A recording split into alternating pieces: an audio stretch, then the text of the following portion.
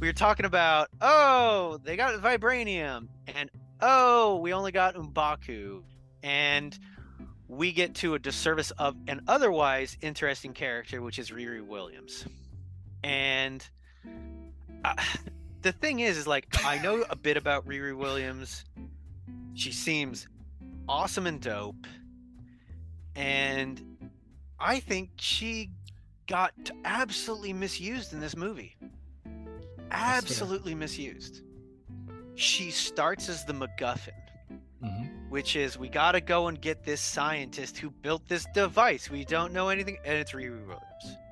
Now we gotta go and take her back to Wakanda before the U.S. figures out her involvement, and also this other vague third. They don't even know about the third party yet. We're just gonna take her back because the colonialists are gonna grab her, and then she gets kidnapped alone. And it's just, Yeah.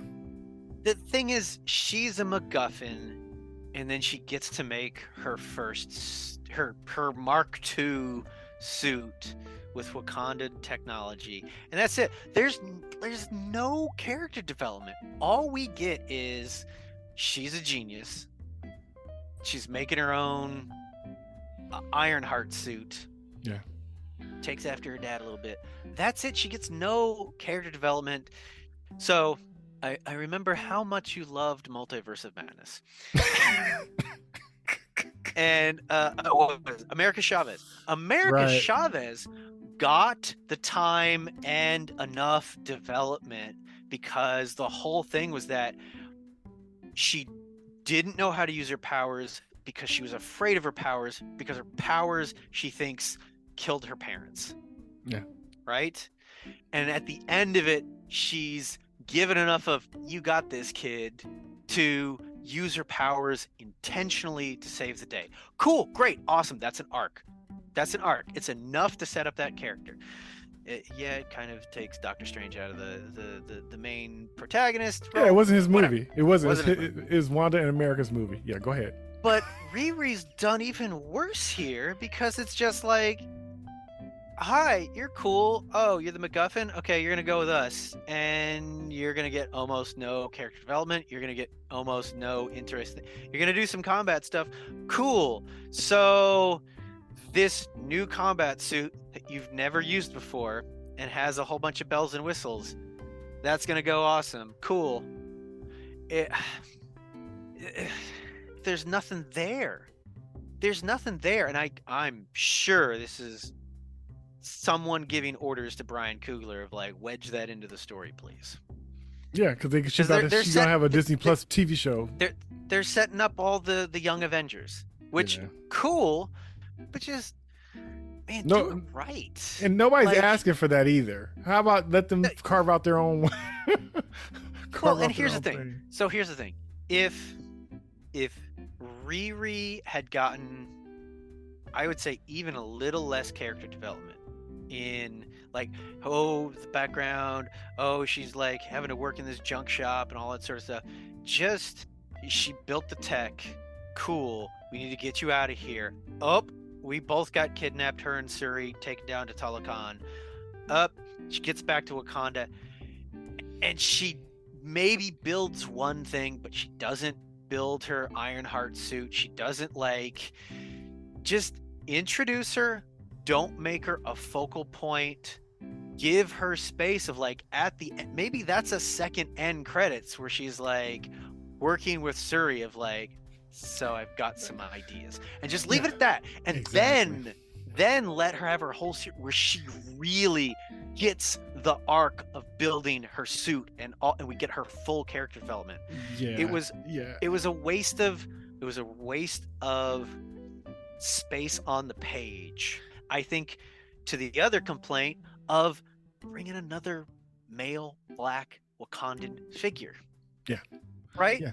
Bring in another one. Like, I feel that the absence of Forrest Whitaker's character, like, he could have played some type of advisory role to Shuri, like he did with T'Challa. Yeah. But he got killed.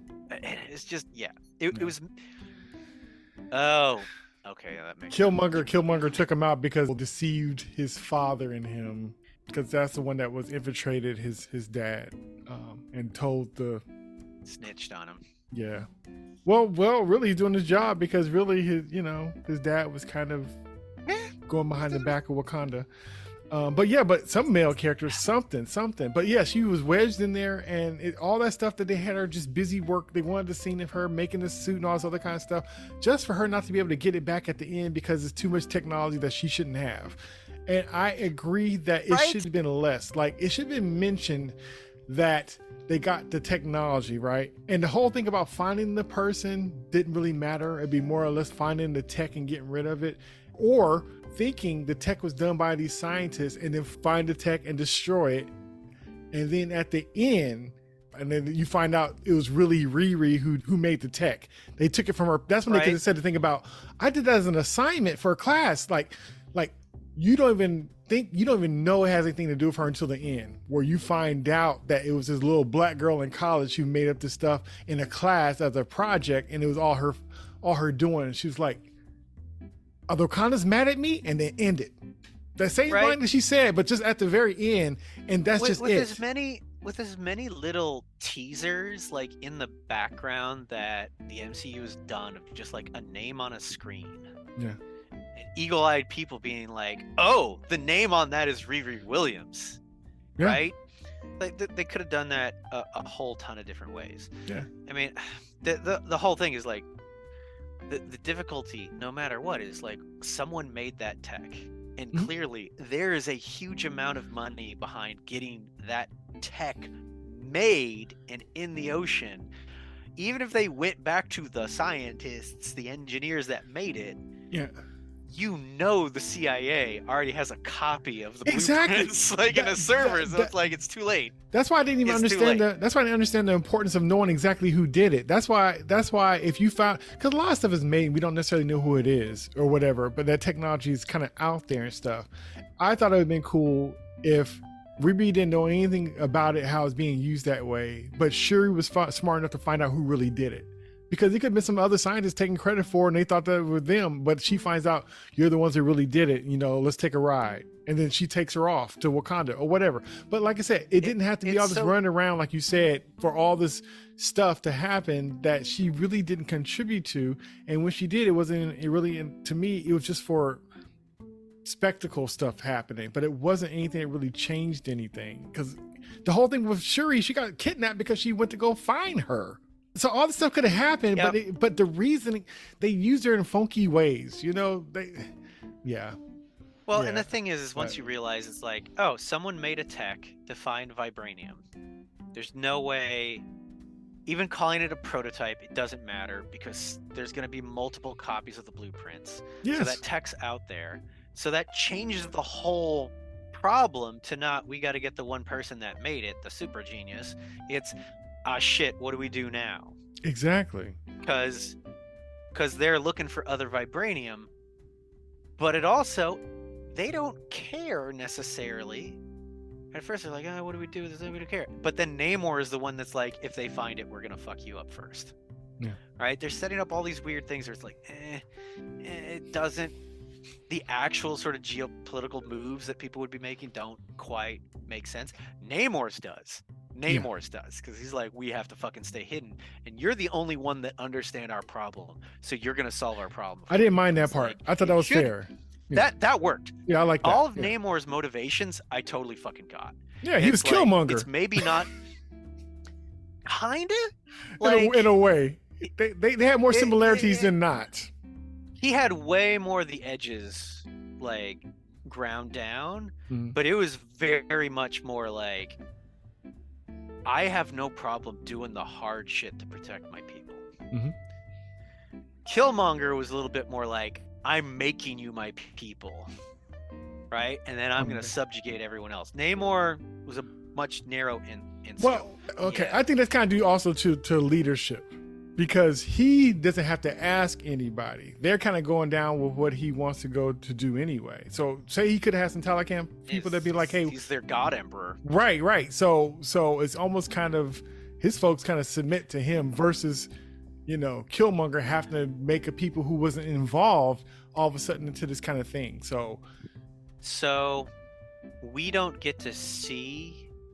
We get to see very, very little of him ruling and giving directives. And it's the one time it's like, hey, we're going to fucking war. And everyone's like, game on. Mhm. We don't get to see any of the other interpersonal power plays that do or do not happen in there until, as you called out, when you guys, at the end, where he's like, where his lieutenant basically is like, Right. yo, God King, why are we playing nice with the Wakandans? And he's basically like, well, they respect us. They're our allies now. They protect us, right? And if they step out of line, we'll just come back and punch him again. But she's kind of like, but why? Why shouldn't we just go back and punch them right now? It's like, that's the first time we get to see any tension in his leadership. And there might have been tension before, Mhm. but who knows? Right. Like, pretty much any leader is going to have some fucking tension with like their subjects. Yeah, and then, but also with that kind of leadership and government, you kind of, regardless of that, it's kind of like, if they say go, then you go. It's like, you could have people who don't agree with it, but if they say it's on, then unfortunately or fortunately, it's on. Until they overdraw the morale bank account. Right. Or yeah. Like Putin's having fun doing that right now. Yeah. So it just kind of, it's yeah. So shall we talk about the third act? Because I got feelings about the third act. Let's go for it. The third act was so flat. It was so flat. So I think we can kind of qualify the third act as when Suri finally figures out how to recreate the herb of life, or whatever it is, that the flower of Wakanda that purple herb gives the ancestral Black Panther power, and she goes to see the afterlife. Yeah. Right. And the big twist reveal is that it's Killmonger is the ancestor that greets her. That was cool.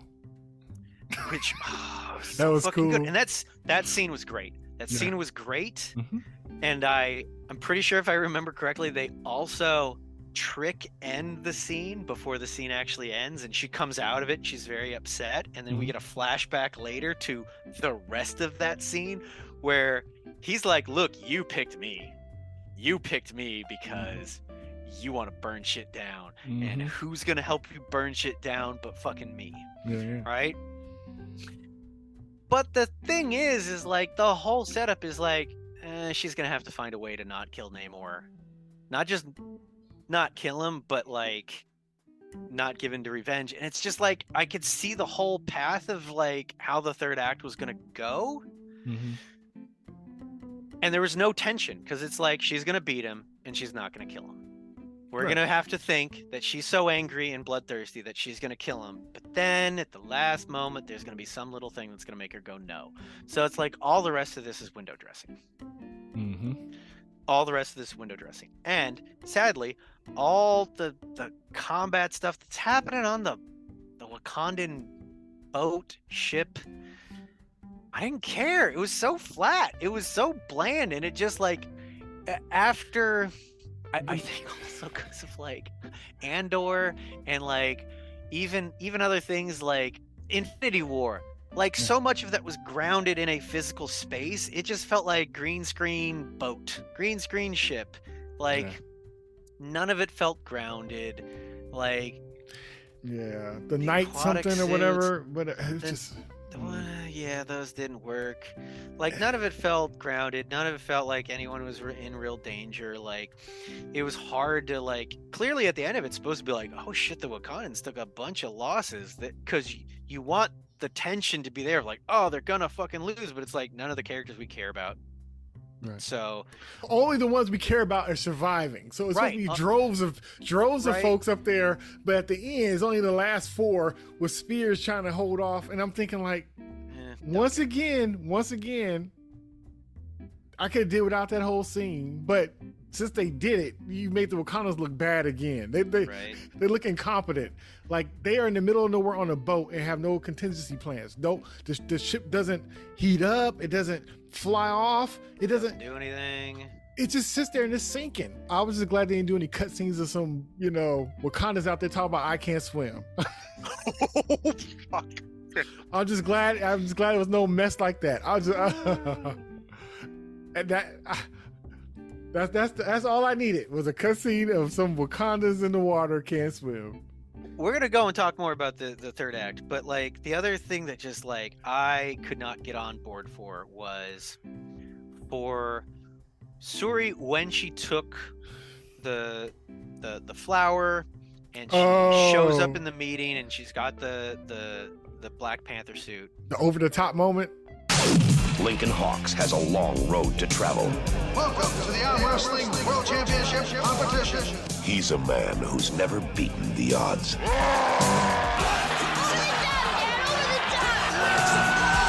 Sylvester Stallone. Over the top.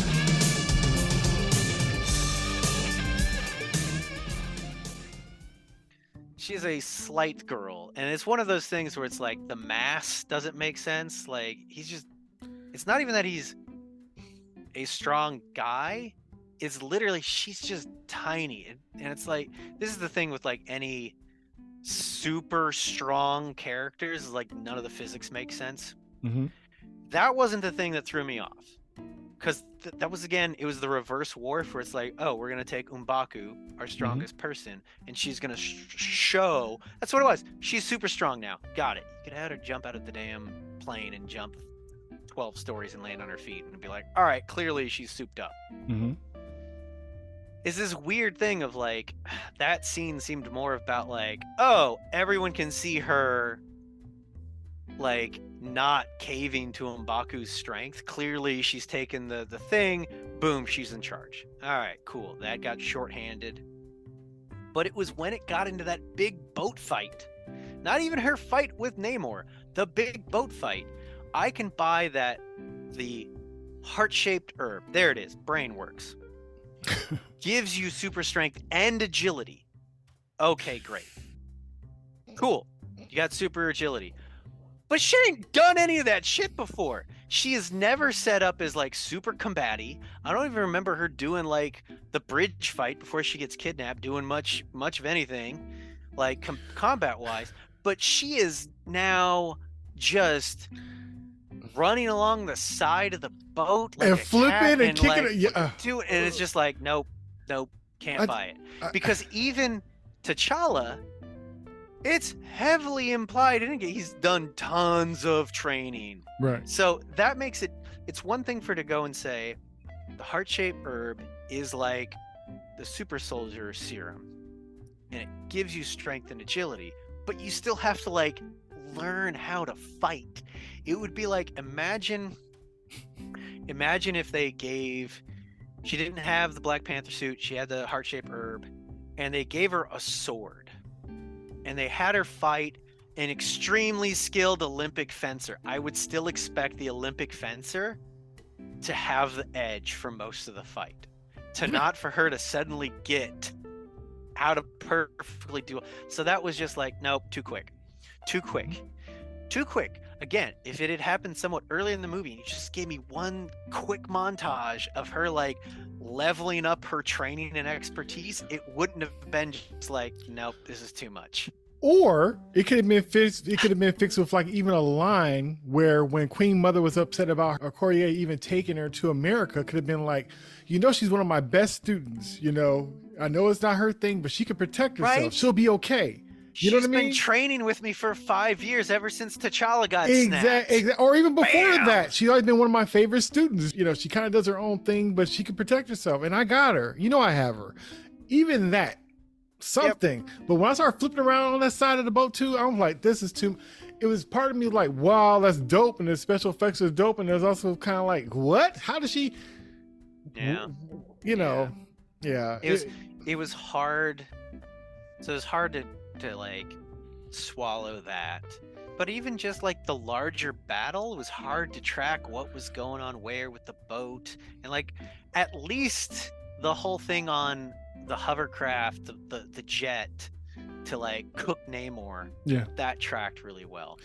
But it felt so bare bones fucking basic. Yeah. There was no chess moves. And here's where I think I really like that they picked Killmonger. There's the emotional component of what the Killmonger is doing in that scene, which is, I am vengeance, I am ready to help you fuck shit up. Yeah. And I think the flashback to the second half of that scene, if they had just given us that whole scene as her being angry and like, that's why you picked me as your ancestor and I'm gonna help you fucking do that, and her ending that scene instead of being upset by how scary and ugly that is when she comes out of it the first time, right? Yeah.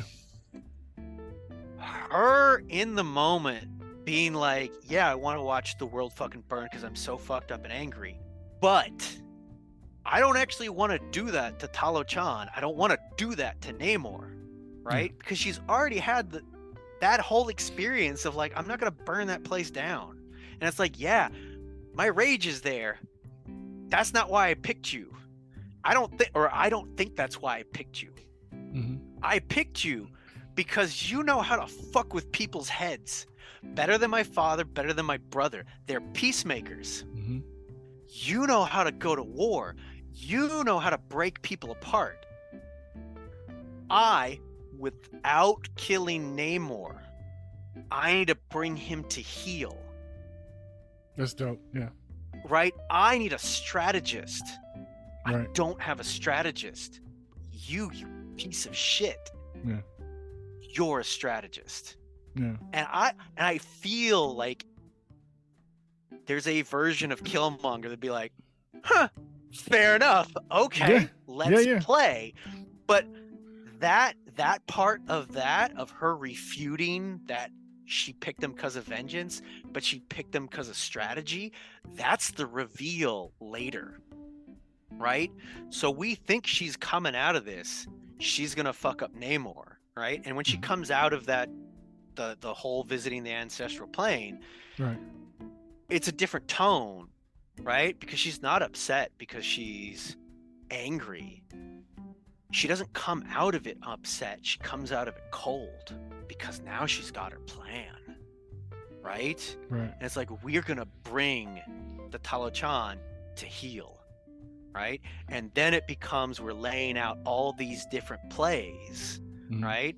And maybe we don't show the audience all of them, but I keep wanting that quarterback scene where it's like, we're gonna do this, and then we're gonna do this, and we're gonna do this, and we're gonna do this, right? Because then you can have that cut back to her talking with Killmonger, to then just wiping to the scene of her talking to her people of like, and we're gonna set up this, and then we're gonna set up this, and I think we're gonna set up this, but also have it where M'Baku and I can't remember her name, the head of the guard, is like, what about this?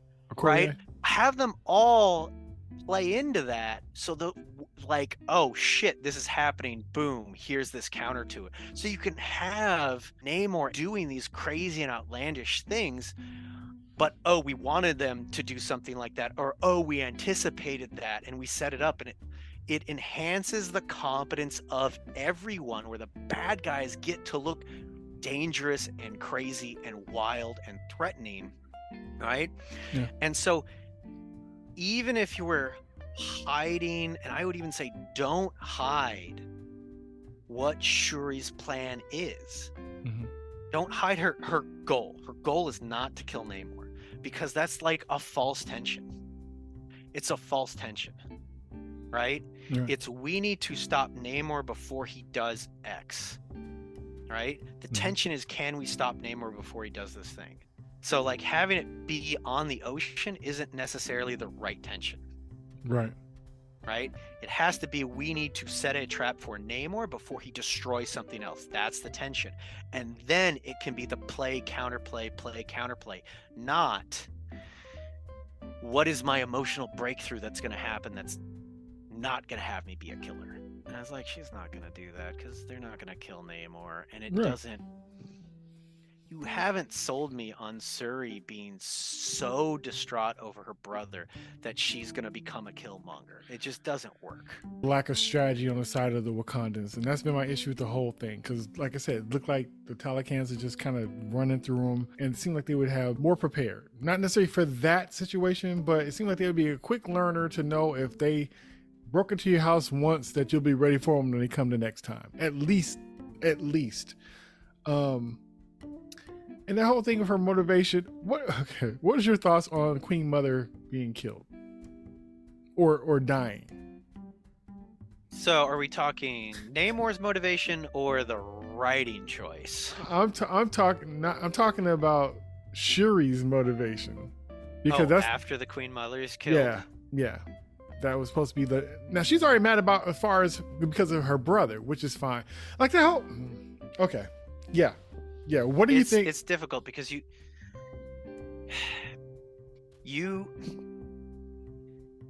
this again goes to they're really trying to sell that tension of like she's gonna go bad, right? So it's one thing to say, oh, I'm so distraught and angry at the world because my brother died and I couldn't do anything to stop it. That's not enough for her to be like, oh, this guy's attacking our city. Man, he really did a lot of damage. I hate him now, even though I was a guest at his really nice city. So you need to have something of Namor kicking the dog, which in this case is killing the Queen Mother. And that's supposed to give us enough to think she might go over the edge, because that is doing that doubling damage, down on tragedy. So doing all that damage and everything that's been done to Wakanda, you don't think that would have been enough? She's already pissed off already. She's talking about she's going to burn the world just because of T'Challa, right?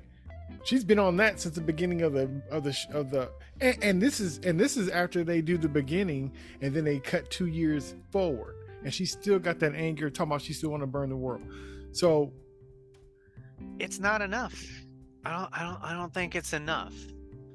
Like the problem. Like you said, I didn't think she was gonna kill him either. I never thought that he would be in danger like that. Yeah, they did everything on paper that should have made it feel like a genuine threat that she was gonna kill him. And I'm sure for some people, like they're like, oh man, she might do it, because it's a very personal thing. It's one thing if he came in and attacked Wakanda and fucked it up worse than he did, but he made it intrinsically personal by taking the opportunity to kill the mother. I'm trying to remember, because he didn't he saw that she was in there and she fled the throne with her in there, because he already told her not to say anything. So the way they did Don't start shit. Yeah, so the way they did it is almost kind of like, well, he didn't kill her, the water killed her, but he did fill the tank up. But I just think that even if she wasn't mad, right? Even if they needed a new Black Panther and they needed a protector and she was going to be that protector, I wouldn't need for Queen Mother to pass for her to know that she needs to protect Wakanda. You don't have to be the king. You don't have to be the queen to be the protector. Exactly. You can be the prince or princess in waiting and be the protector. Exactly. Like, I'm doing it for my brother. What would my brother do? My brother would protect this, and I feel it's my responsibility. So her getting some kind of feeling or some kind of enlightenment on that, as how even though she didn't want to be a part of this is her duty and her lineage as well, and she's going to step up to it. And I don't think it had to be a mad, angry thing and I gotta get revenge kind of thing. This movie had like a lot of emotions that were just kind of all over the place and without direction. And I can't tell her how to feel for her and her brother passing and stuff, but I just thought that in the story they needed her to be upset, and the way they were connecting these dots to make her upset or to try to push her over the edge or feel like she's pushed over the edge for us, I thought it didn't necessarily work for me. This is the problem the other thing too, with having crazy deadlines with movies and not taking time, because it probably felt fine there considering the amount of time they had, right, to pull it together and rewriting it within a year and then shooting it. A lot of stuff I might do looks done to me, you know what, until I step away for it for a while and come back and be like, oh, that's not balanced. Or I come back and be like, oh, that's not the right color. But you need that with time away from it. Because when you're in it and your nose is in it, of course, that perspective, you're living and breathing it for that extent of time. Yeah, it looks fine. And depending on who you have around you, they may not know any better.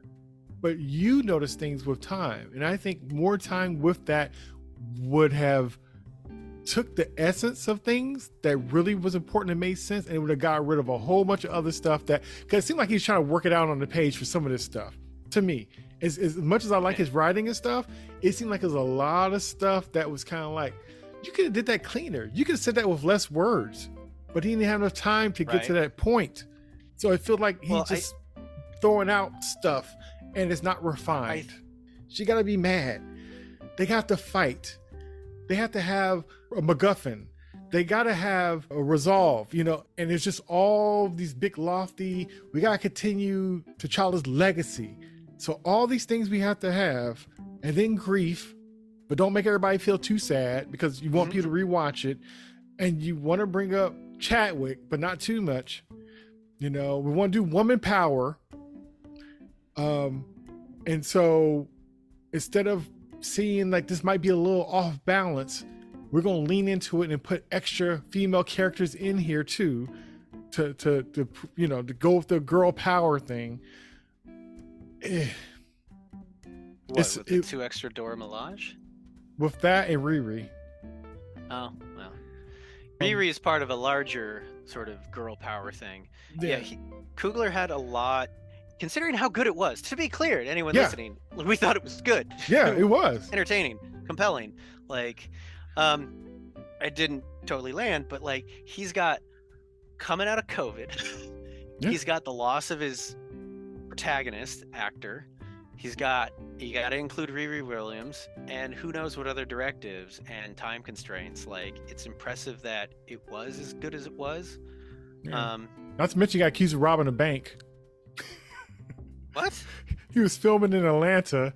He went to I think it was Bank of America, to get a withdrawal because he pays the person that. Oh, that's right. I heard about this. Yeah, so he asked for cash. He wrote on a note, and it says, and he has his account number and stuff in there because he said deposit slip. Yeah, because he don't like to announce it out loud, which you shouldn't in public, because he want people knowing how much, what he's asking. Let me guess, the person was just like, "That's so much money. He must be robbing the place because black people don't have that much money," or some racist bullshit. The woman was black who did it, but yes. Oh God. No. Hey, black people could have the same. We drink the same Kool-Aid. We're in the same society and stuff, so we could be just as guilty. And it sounds crazy, but we could be just as guilty as something we would accuse others for. And so, yes, she felt scared and didn't know what to do. Versus looking at the account number or seeing his name. I'm sure it's on the news that Ryan Coogler is out there directing a new Black Panther movie. I knew about it, and I live in Vallejo. So I'm sure, her being a young black woman, she heard of Black Panther before, Ryan Coogler, and knowing that they're filming movies and stuff. But yet and still, she didn't think to check the account number that's written on there to verify if there's money in there. Because nobody says, "Hey, give me money." Who does that? Me as a black man, I wouldn't even do that. And if I had money in there, I wouldn't be in there and give me $200. I wouldn't say give me $1 and not expect to get hurt without giving a little bit more context to what I'm asking in a bank. Right. So yeah, he's dealing with that poor dude. So he can't get his money. The other thing going back to the Queen Mother thing. So we were watching something the other night, me and Dana, and something about parents dying or something was in it. And she's like, "Why are there so many stories about kids and teenagers' parents dying?" And it's like, because otherwise it's the parents' jobs to deal with shit. That's why the Obi-Wan Kenobi has to fucking die in A New Hope, because otherwise he's the hero. He's the one in charge. He's the one calling the shots. So again, I don't like it, but another reason why they might have taken the Queen Mother out is because then it does explicitly put Suri in charge. Okay. And if she's not in charge, if she's, yes, Black Panther, Wakanda's protector, but she's still on the queen's leash. She's still taking orders from the queen, and the queen would nix the whole like, you're gonna go and murder that guy. Right? It's not Suri's choice. Whatever happens, if the queen says yes, the queen says no, it's the queen's choice. It's not Suri's choice. So man, they should have just put her in a coma. They should have just put her in a coma. Then she's not dead. She might die, but then Suri gets to assume control, and then it's her choice. But why would she have to be in control for that if she's the protector? Because she doesn't get to make policy unless she's the queen. Right. Because she's the protect. Right. But who says that she has to? That's my point. T'Challa was the protector and his dad was the king before he died. Yeah. Before he died. Okay. So could Shuri. She could be the protector. But because the thing about it is, M'Baku became the ruler, right? Because that's why he was like, who's going to challenge me? So he got the throne side of it, and she has the protector side. I don't think he was claiming any mantles. What was it? That's what the challenge was for. And they was expecting Shuri to come out, and she didn't. At the waterfall. Oh, I totally missed that scene. Yeah. But she can't be responsible for everything unless the other leaders are out of the way. And unfortunately, they could have just almost killed the Queen Mother and put her in a coma. And then you could have had the same sequence of events, which is, well, you're not the Black Panther. M'Baku's in charge because Suri's trying to do her thing. Then Suri does her thing, and then she's in charge. Right? Then she gets to be the one making the deciding factor of, are we going to kill Namor or not? And we get to have this bullshit tension of, is she going to kill Namor or not? So your point of her having the deciding factor, is that based off of her being the protagonist? So it's not just she needs to be, if it was a smaller scale story where she didn't have the fate of a nation in her hands, then it wouldn't have mattered. But this is the fate of a nation in her hands. And if her mom's in play, her mom is not a mollifying presence. Someone to talk her down.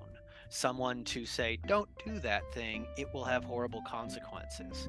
That's going to keep her from going off the rails. Because the whole thing is we're supposed to be thinking, she's going to go off the rails. She's going to go too far. She's going to go for vengeance. But they used her mom like that anyway when she said, show them who you are. And that's when she didn't do it. I'm trying to remember if that was like a flashback or like suddenly she was seeing her ancestors in the middle of the fight. I don't know. She just popped up. I don't know. Because like I felt like that was not a literal her mom showing up from the ancestral plane. That was just Suri somehow thinking about her mom and what her mom would say. I was saying I didn't care because I knew it wasn't going to happen. She wasn't gonna kill Namor. I know. She wasn't gonna kill Namor. It would have.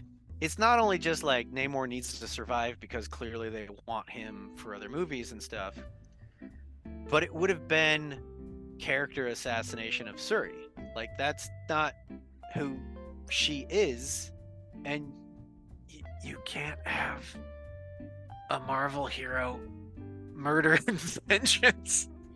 Like you're not gonna do that. You're not gonna do that. So it's just like, all right, that's a false.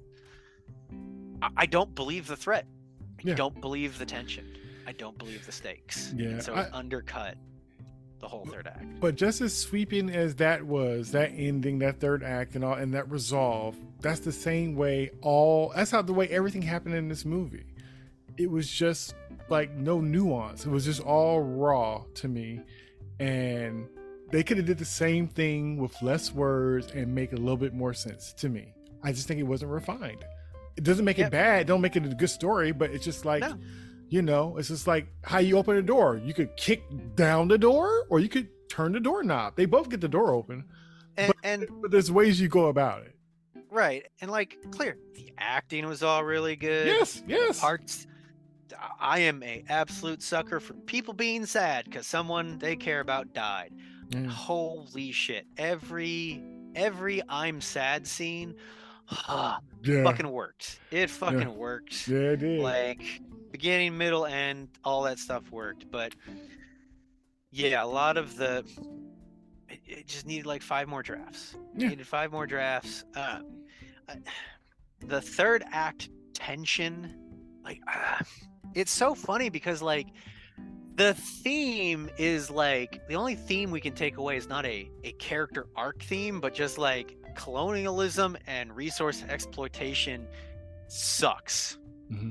Yep, that theme came through loud and clear. Yeah. But there was no like character theme.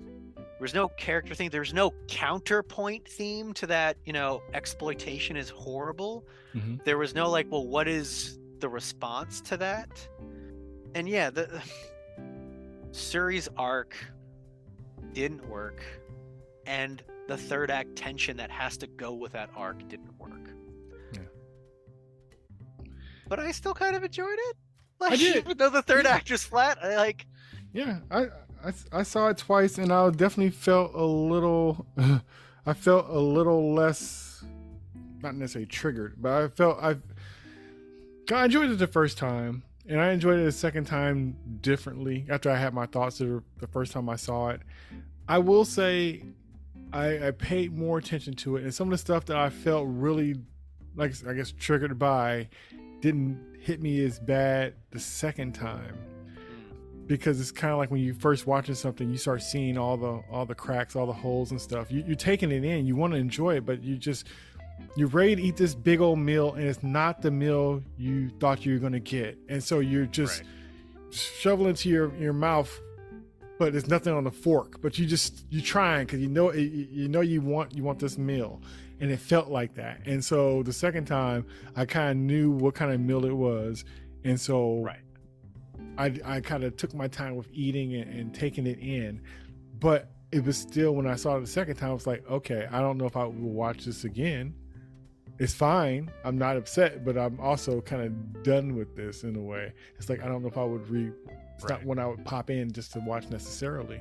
And it doesn't mean it's a bad movie at all, but I thought I was going to feel that way about this movie because it was going to be too sad. That's why I thought I wasn't going to, but it wasn't. I think the way they did it made it where, even though in the beginning it was sad, you had so much stuff going on, you didn't have time to be sad, and then it paid respect to him, and then at the end, it ended nicely where it had hope and everything, and we all kind of said, goodbye and exhaled together. So I thought that was beautiful. Right. So I thought that was fun too. The bookends were solid. Yeah. So, okay, since we had dessert first, let's start with the appetizer or dinner. What did you think of that opening? It was rough. Not in like a bad way, but just like kind of like 5-10 minutes of just like gut punch. I thought the way they handled, they had to lay out what happened to T'Challa, which was like sudden illness and panic, and we can't save him.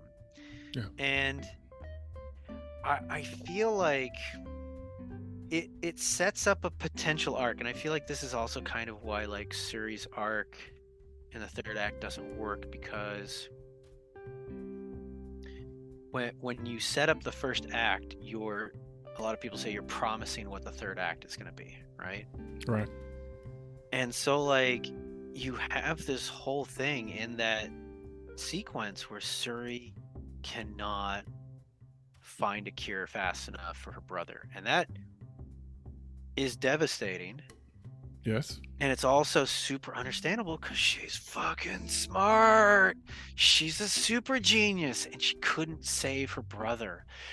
And if they had gone with that arc of that undermining her confidence, and they kind of do that because she figures out how to get the heart-shaped herb towards the end, but it's not the climax. It's not the climax, so that's not her arc. Right. But for the rest of that, the funeral thing,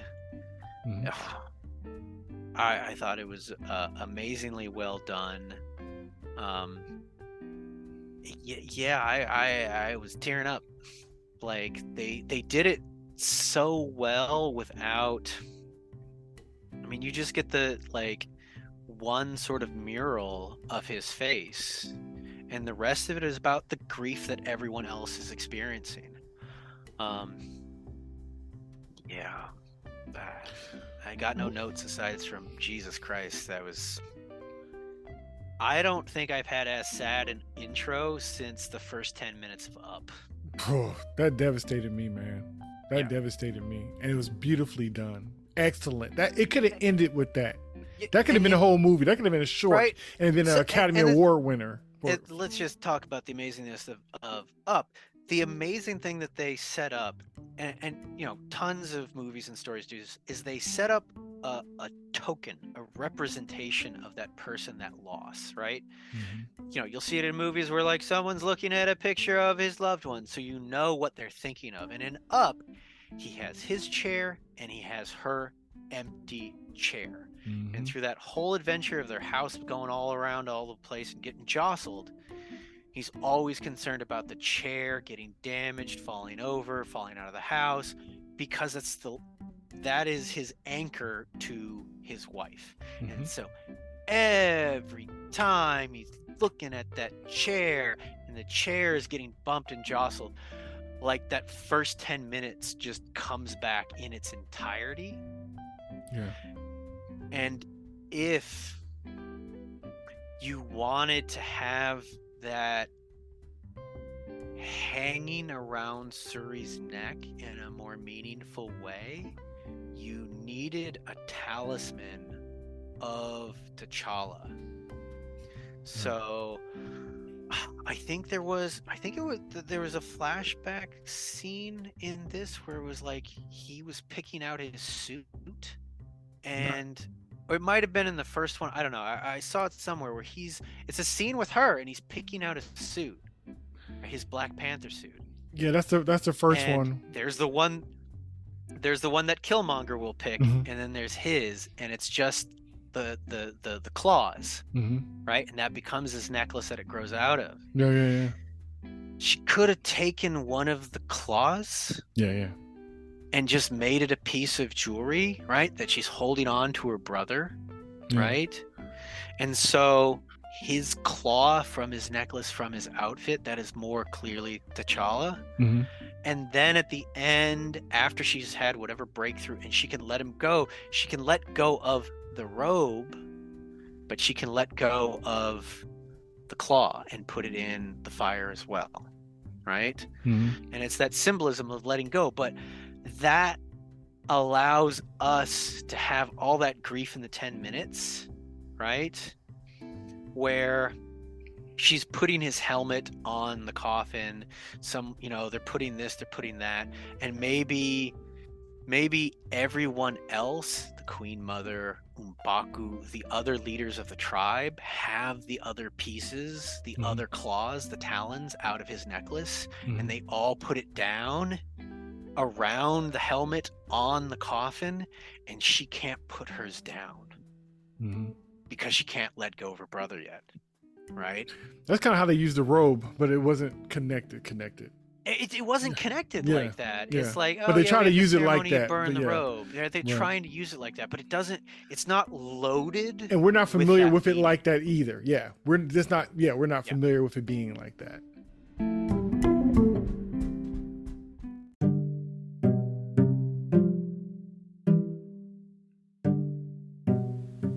Hey, this is Jay, and I hope you're enjoying the conversation so far.